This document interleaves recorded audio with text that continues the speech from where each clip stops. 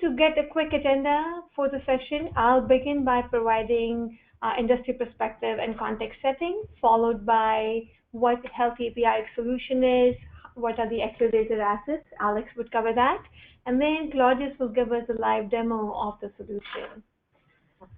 With that, let's jump right in. So, recognize the problem. The healthcare is in the early stages of major disruption. There's three major reasons we see it. Consumer expectations have changed.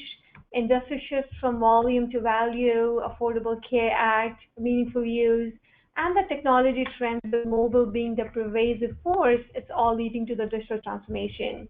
And I believe most of our customers see this trend and they are recognizing the problem. So what we believe at Apigee, the future of consumerized, personalized health would be collecting and curating information from different data silos. So typically, the given healthcare stakeholder will have the system of records. It could be the EMI, it could be the membership systems, but now the information that is being collected and curated is across many different spectrums. It's about your contextual information, behavior information, demographics, genomics, all that need to come together and to make it more personalized.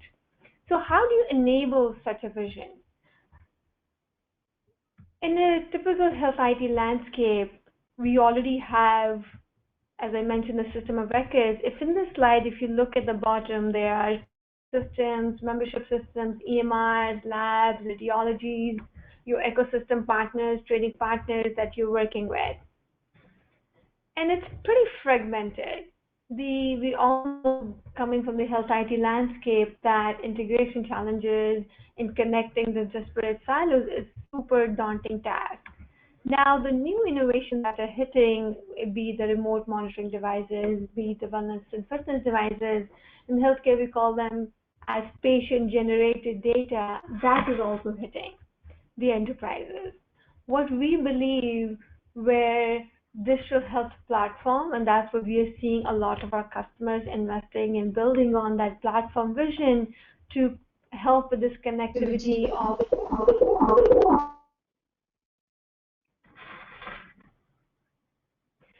so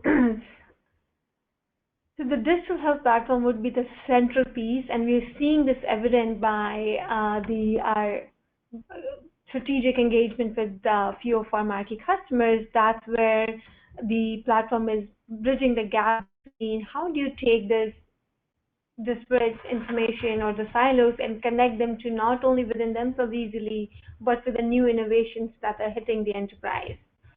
The good news is now with meaningful use, there's a motivation for all of us to change. Now, regulation should not be the only reason, but as of October last year in 2015, the regulations are now supporting the FHIR standard, and that's why I wanted to bring it up. But why is FHIR so relevant and so important now? Not so one reason being the digital health transformation that is upon us, but now also regulations are catching up to consumer tech. The stage 3, which was just announced in October, talks about interoperability of health data and use of API. So by 2018, health providers will have to provide the meaningful use common data set via APIs. Now, that is a seminal moment for healthcare where regulations which were written many, many years ago are now catching up and mandating the use of API. So we from Apigee were involved in some of these discussions. Anish Chopra, who is the lead for the Project Argonaut, is the executive advisor to the firm.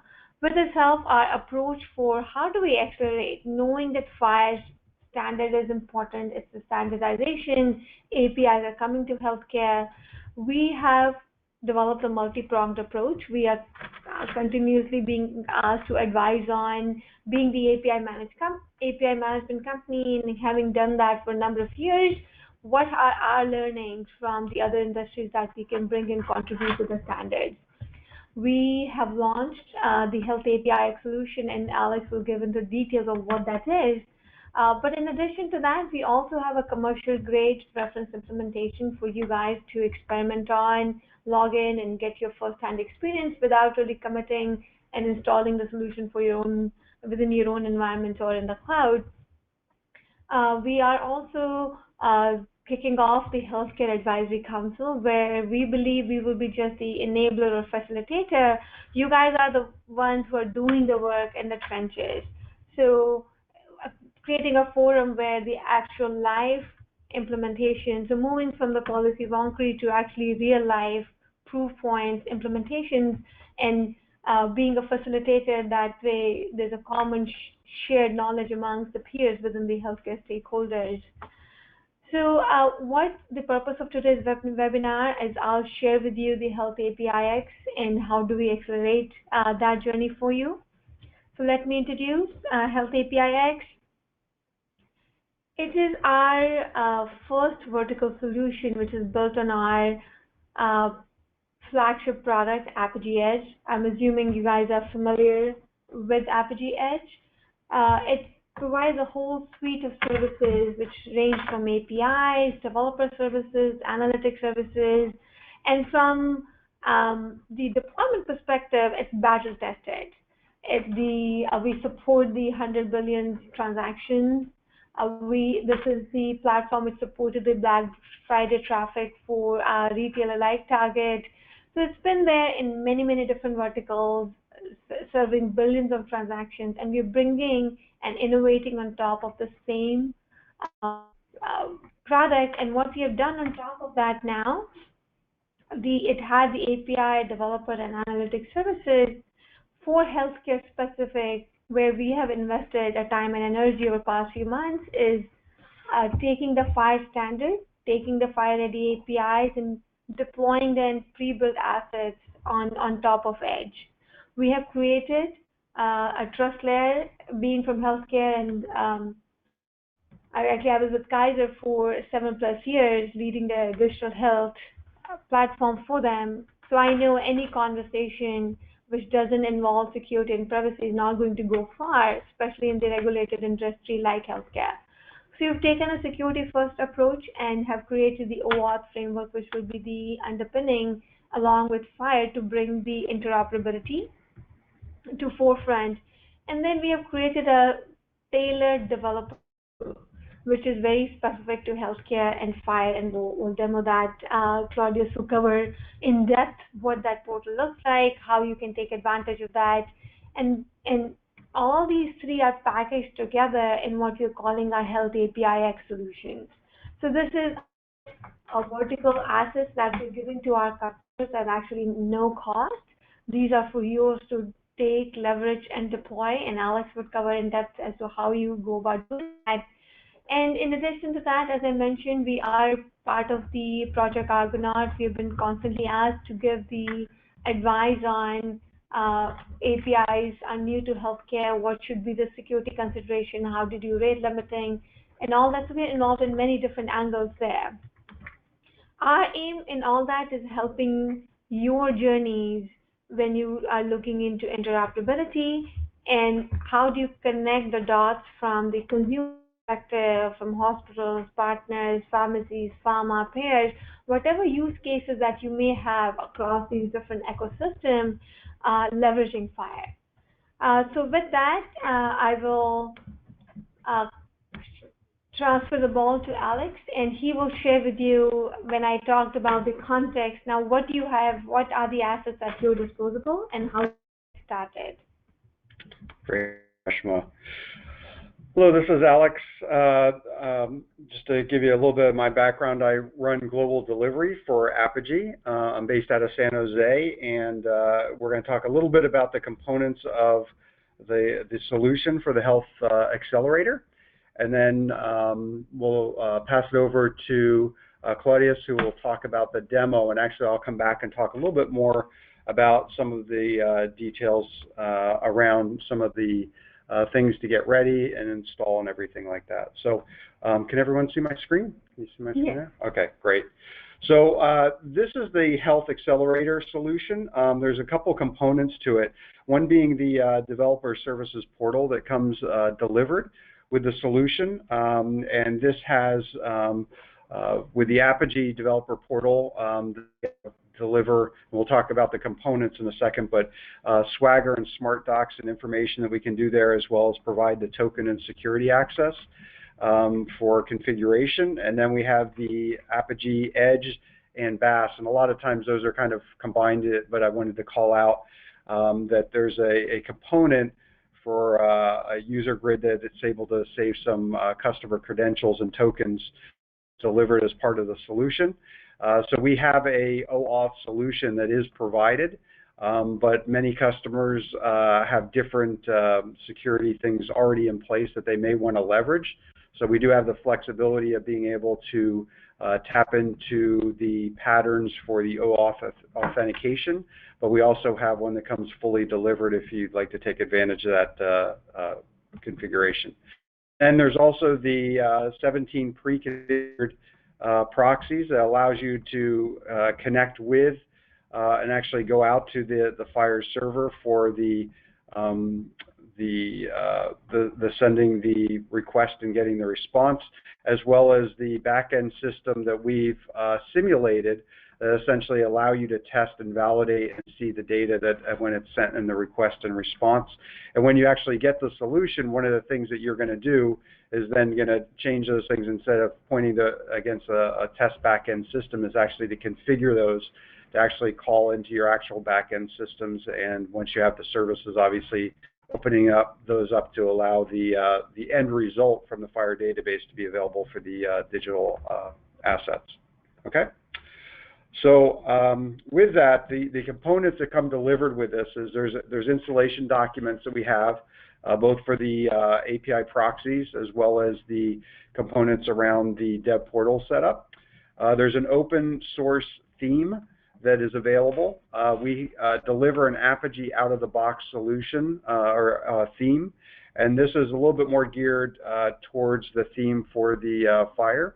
But again, that is optional, and sometimes there's a look and feel that the customer already has identified, and they'll want to customize it. It's more of a starting point, but many customers may want to just use that out of the box and be done with it.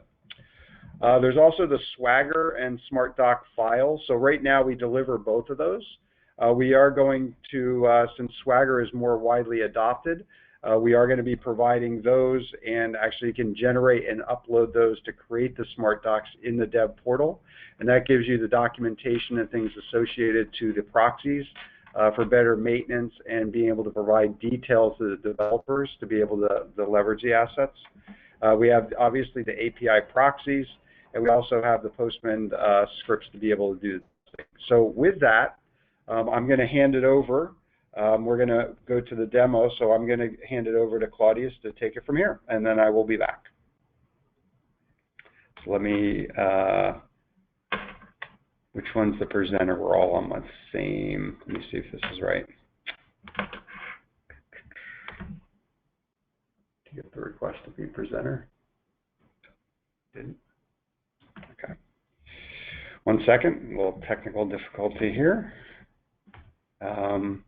Hey, Aaron, maybe you can help us. Can you make Cladius the presenter?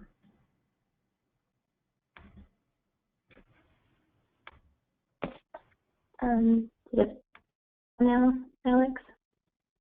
For Cladius? Yes, thanks, Aaron. You got it. Yep. Perfect. Thank you, Aaron. Thanks. Hi, my name is Cladius. I work for Persistent, and we are proud to partner with Apigee on the APIx portal. So good morning, people. Let's dive into the APIx portal that Aashima and Alex have already explained about. So the portal is already live. We will be sharing the URL later on. So it is visible over here. It's basically healthapix.apigee.com. And this is our live portal where you can actually get started by taking a look at the APIs that are there. You can make calls to the actual backend and see the data that is written back in a FHIR compliant standard format. So we have a getting started page also over here. which helps people get started basically with the basic steps that are required to create an app, to go ahead and use the app for authenticating yourself for your API calls, and finally get the output, right?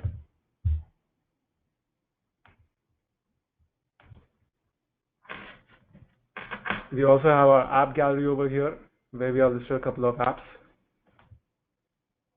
This is basically the API sandbox, wherein we use the requests that are being made by the user on the browser itself, send it to the back, and basically get the data back. All right, and all of this is FHIR-centric. We have the definition for the header values that are required by FHIR over here. We have the definition and the description of the different query params that are required to be part of the request. Over here, the description of each particular parameter is explained over here. Right. So as Cladius is saying, what you've done is you've taken the standard, we have created a proxy with the input and output parameter, and that's what Cladius is showing now. You can actually see the request and response of each call. So all that will help speed up for you to not understand the standard and deploy that on edge yourself. That work is already pre-done for you. Exactly.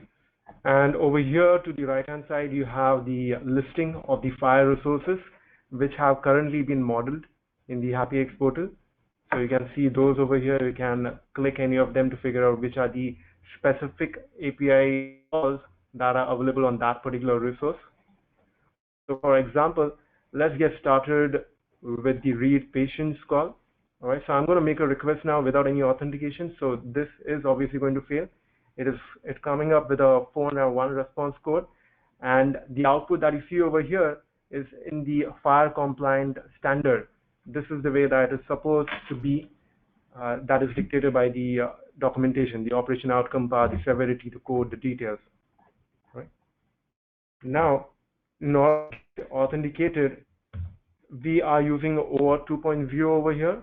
So to kind of explain what's actually happening over there, let me give you an example of Stack Exchange.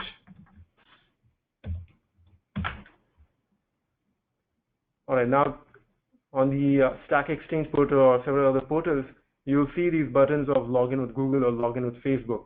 Now, what is ideally happening over here is that the user does not have to create a user account on the actual portal, but then rather can actually say that that I already have an account on a different portal, and that can actually be used for logging in to the portal. So what in the elements here is any consumer-centric apps that we now want to connect to your database or to your backend system by using FHIR API. In this case, you're giving patient a choice of connecting their favorite app to your FHIR resources. So that's the OAuth that this Cladius was showing is just like you showed Stack Exchange, it could be any app. It could be like MyFitnessPal as an example, or any consumer app. Now they can connect to your backend in a secure, authenticated way with their consent. Right. And similarly, what we have done is the workflow over here, wherein we say that, okay, the actual patient, who is the end user, is authenticating our API to access the data. So what we have over here is a representation of what that application would look like, similar to the login with Google part that we showed on Stack Exchange. All right.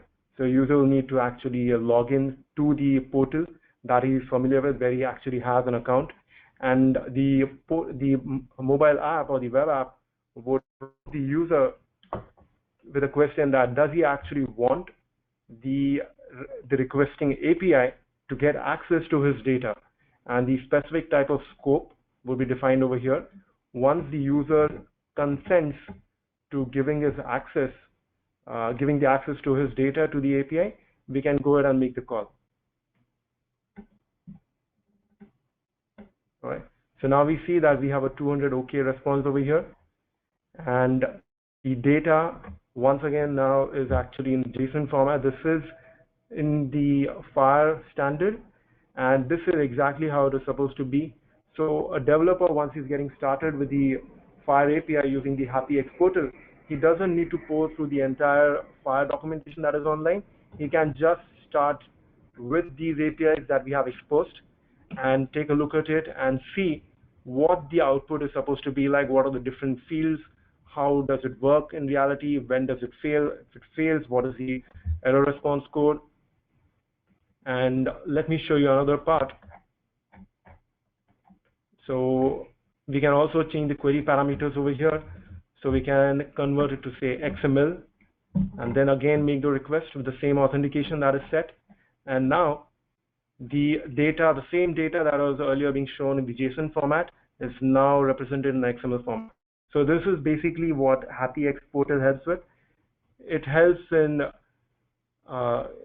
smoothing out the learning curve that is involved when a developer is getting started with the FHIR API. So, right. So what Claudius is just now showing is our reference implementation, the Health APIx, and what Alex just covered. This can be yours in a matter of days, and this is the asset that we want to give to our customers so that they can speed up their FHIR implementation. All this is pre-built, and in fact, it will come connected to a database. We obviously know that you will have your own test environment, but to speed up your things, now this is connecting to an open source file server. That way you can get more acquainted right out the box. all right, and so coming to the getting started part, so what you can do is, right now, since this portal is live, we can actually go over here to the register link. All right, it's simple registration. You just need to enter your details, your email ID, and so on. And within moments, you'll be shown the screen with the confirmation, and you will receive an email soon with the details that, okay, your account will be processed soon. It is just pending approval. And once it is approved by the admin, you'll be getting a link wherein you'll be able to click on it and set your password so that I can start accessing the portal, create your own apps, and start interacting with the FHIR APIs. So that's all from my side. Thank you, Claudius. On to Aashima. Thank you, Claudius. So what you just saw was something that you have access to even now. It's a public reference implementation. We highly encourage your developers to join the portal, do the learning, give us feedback, what's working, what's not. That's the only way we can improve it better. But then the same assets, you can do it in your own environment. You can create this Health APIx, your own accelerator environment in your own data centers or in our cloud. And Alex would now cover how you can get started with those. So as you get comfortable with the public reference implementation, you can move on to the next steps where you can actually own these. Okay. So how do I get presenter back? I will make you the presenter.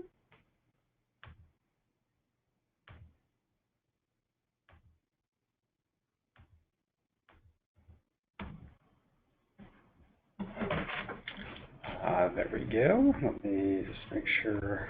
Okay. Okay, can you see my screen? Yeah, perfect. Okay. Okay, thank you, Claudius, for that demonstration. There's obviously a lot more behind it and some things that we can help customers move forward on that. So one of the things we're going to get a little bit tactical now, just to give you an idea of what would be the steps if you're interested in moving forward with this. The first thing you do is contact Apigee confirming request to receive the Health Accelerator. And once we have that, we'll contact you from one of the healthcare consultants that we have to discuss the components and logistics to complete the install. If it's cloud, it's really just a matter of confirming some of the environment that you want this installed. Do you want to, if you're using the Apigee's dev portal, have you already customized your theme and you might not want the new one, or do you want the theme? We talk about some of those logistics, and once we have that done, we just essentially say, you know, within 2 days or whatever the time frame is based on availability, which will be in days, not weeks. we will then communicate back once it's completed and ask for you to validate that it is operational in your environment. If you're a private cloud, we provide the link to download the documentation and the components, and then we can set up a follow-up call to answer questions at a certain point when you're ready and you have the people available. And we can provide consulting as necessary there. We don't anticipate this to be a consulting paid engagement, more of I have a question, we answer it, and we just get you going so you can get this installed as part of an investment we do on our side. To Alex's point, this is Apigee's investment.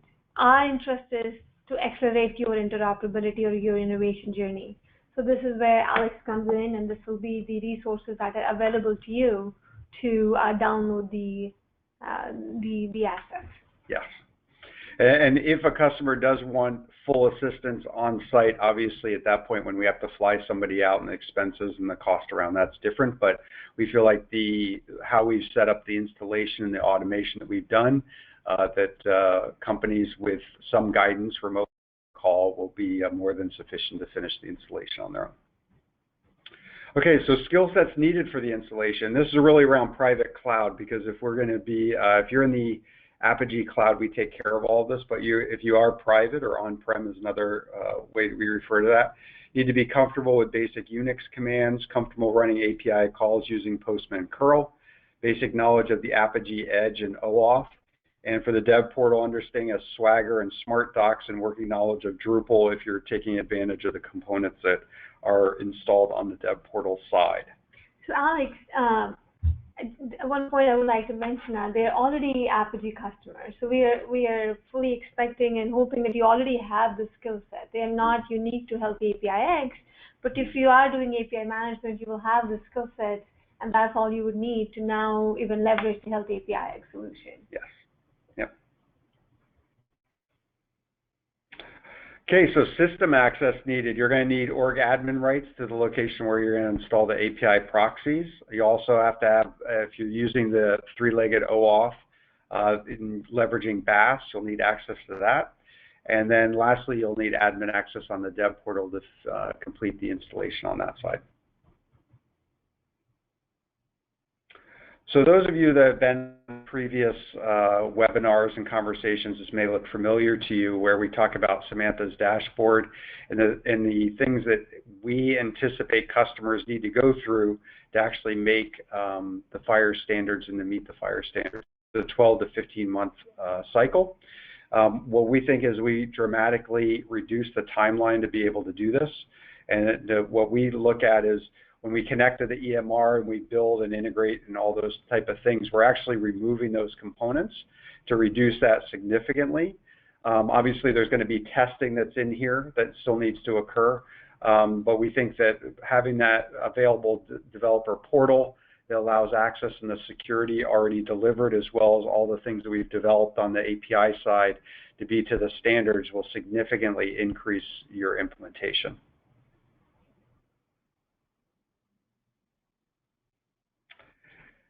So here's just an example of a 1 month approach to deliver capabilities and then to be able to build upon it. Obviously, every company is going to be different on how available are these assets to connect to the different available APIs. But what we look at is in week 1, when you contact Apigee for the Health Accelerator, we can get it installed and validated and everything in the first week. And depending on how organized, that can be even less than a week. It can be a couple days.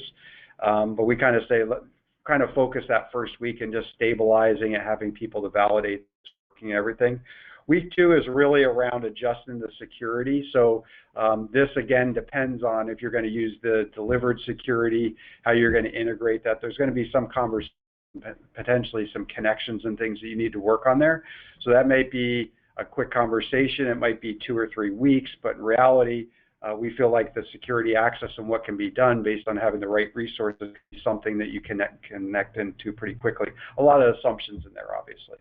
And week 3 would really be about data mapping for one customer backend system. And the reason why we recommend kind of like almost like a POC type thing in the first 4 weeks is to really take something that you're data mapping, making available, and doing a validation to build confidence in the solution as you put a bigger investment to build out all the components within the FHIR compliance area. But this gives you a little bit of a runway to test it and validate and feel comfortable with it. So then after that 4-week period, you can really kind of move forward quickly and deploy the capabilities across the different assets and leverage the platform. You know, we've delivered some, but that doesn't mean there's other things that you won't build upon that and deliver both for other capabilities as well in the API world. So with that, that is really the last piece that we wanted to show from this. So Aashima, I don't know if you want to kind of wrap this up, and then we can see if there's any questions out there. Thank you, Alex. This was very helpful. Hoping with this presentation, our customers feel more in taking the FHIR capabilities forward in their own environments. So I would leave you with the 3 takeaways. One is we have built these assets, so these vertical solution assets, with an eye towards having you significant acceleration in terms of reuse of these assets and building it your own. So what you will get is you're lowering the barrier to interoperability, barrier to innovation by giving you a carded-off environment, which has a security framework integrated. We have taken the pain in understanding the standard and defined the proxies. And we also have created a public reference implementation that actually you can start leveraging today. As you're getting yourself familiarized with FHIR, we totally understand that FHIR is not by 2018, most organizations would have to, if they, for the meaningful use stage 3 or the regulation, they will have to support it. So we started today and then move on to what Alex is saying. Within a month, you will have the FHIR capabilities up and running in your environment. In fact, for the cloud, the time is even less. So with that, we will open it up for the questions. So it looks like we have a question there. Do you see that, Cladius? Yes. So we have a question. Are you exposing a mocked implementation of FHIR that I, as a mobile developer, can develop against? Can we start doing that today? So yes, Paul, that is exactly what you can get started with on the Health APIx portal. It is obviously a mocked implementation pointing to a test database, and the APIs that are exposed are compliant with the FHIR standard, so you can start consuming that in your own application, in your own mobile app, and start building it as soon as you are ready to use it. Okay, good question. And that's one of the benefits that we see of this solution is you can start right away, and you can start doing that as you start to take the connections that we have to a mock backend and start moving those over to actually go against your actual backend. You can actually start the development now on the mobile side. And we would highly encourage the MVP or minimal viable prototype, quick development, leveraging that. Okay. Any other questions? Yeah, we don't see any questions there. So if anyone else has any questions, if they want to put those out there, we'll wait another 30 seconds to see if anything pops up, and we'll wrap it up if we don't have any additional questions. Okay. Yeah, if anybody wants to not type in a question, I can unmute you if you want to ask it. Just raise your hand on the control panel.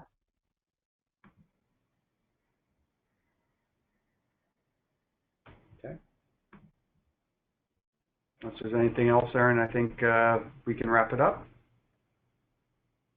All right. Thanks, guys. Thanks for all of your time. We will send out the recording in the next couple of days. Have a great day. Thank you. Thank you. Thank you.